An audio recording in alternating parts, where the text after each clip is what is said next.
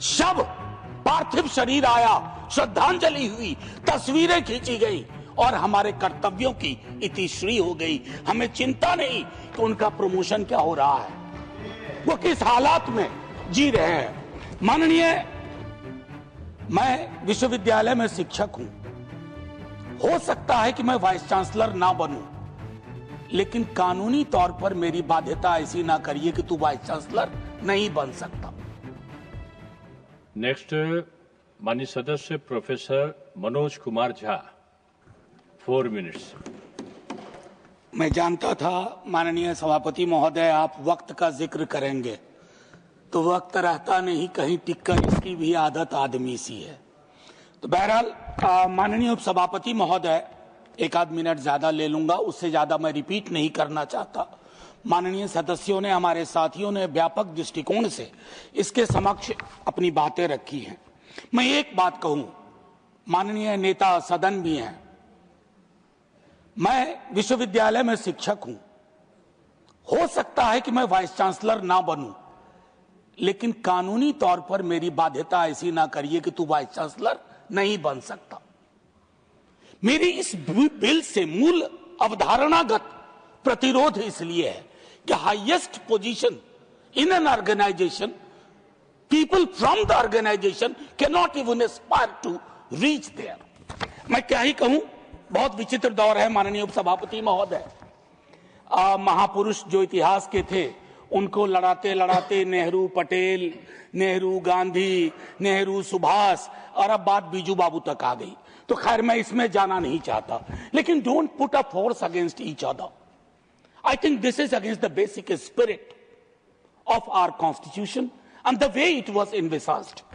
माननीय उपसभापति महोदय, मेरा यह मानना है कि अभी जब हम लोग यहां बात कर रहे हैं, तो उस सदन में संभवतः लेफ्ट विंग एक्सट्रीमिज्म के खात्मे पे बातचीत हो रही है, और अच्छी बातचीत हो रही है, मैंने लॉबी में बैठ के देखा। लेकिन इसमें महत्वपूर्ण भूमिका किन्होंने निभाई? They are the unsung heroes, the CAPF. I would say unsung. Unsung इसलिए न सर, श्रद्धांजलि के देश में हम तब्दील हो गए। शव पार्थिव शरीर आया, श्रद्धांजलि हुई, तस्वीरें खींची गई और हमारे कर्तव्यों की इतिश्री हो गई। हमें चिंता नहीं कि उनका प्रमोशन क्या हो रहा है, वो किस हालात में जी रहे हैं। माननीय उपसभापति महोदय, स्टेक होल्डर से तो बात हो।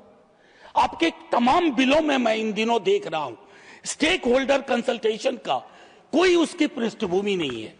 माननीय उपसभापति महोदय, ये परिस्थितियां विचित्र हैं।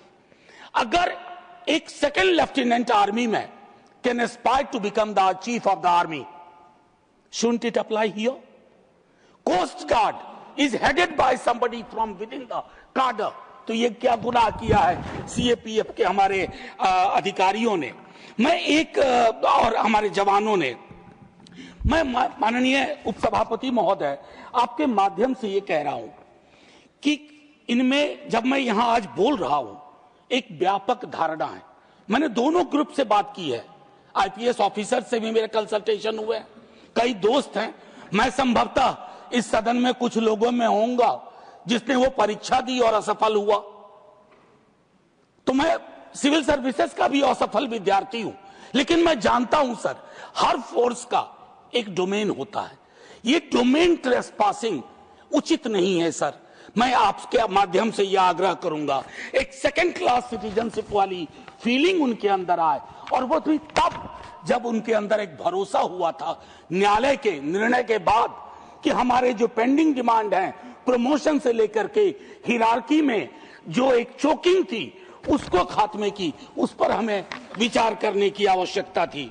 माननीय उपसभापति महोदय, एक चीज मैं माननीय नेता सदन के समक्ष भी रखूंगा। मुझे अक्सर, सर घंटी मत बजाइएगा, मैं खुद बैठ जाऊंगा। उसके बाद आपको मैं घंटी आज नहीं बजाने दूंगा, मैं खुद ही बैठ जाऊंगा। मैं सिर्फ एक चीज कहता हूं, विद्यार्थी जीवन से मुझे एक चीज समझ में नहीं आती थी। हर स्टेट के होम सेक्रेटरी का डोमेन पुलिसिंग होता है। कितने स्टेट्स में आईपीएस होम सेक्रेटरी है? Why such positions are occupied by a person who is not trained within that. और वही तर्क मेरा यहां भी है माननीय सभापति महोदय। एक ऑर्गेनाइजेशन में जो डेपुटेशन पे 2 साल आते हैं, वो ऑर्गेनाइजेशन के मर्म को, उसके प्रियम्बल को, उसके सिद्धांतों को उस रूप में नहीं समझ पाएंगे जिस रूप में एक विद इन द कैडर व्यक्ति फील करता है। अंततः उपसभापति महोदय, जय हिंद बोलने से पूर्व मैं आग्रह करूंगा माननीय सभी सदस्यों से कि एक बेहतरीन खूबसूरत बिल लाइए, लेकिन स्टेक होल्डर कंसल्टेशन के बाद इसे सिलेक्ट कमेटी में भेजिए। यही मेरा आपसे आग्रह है। और जय हिंद, ताकि हमारे जवानों को लगे कि सिर्फ ये देश श्रद्धांजलि का देश नहीं है। बहुत धन्यवाद आपका। माननीय सदस्य श्री रवि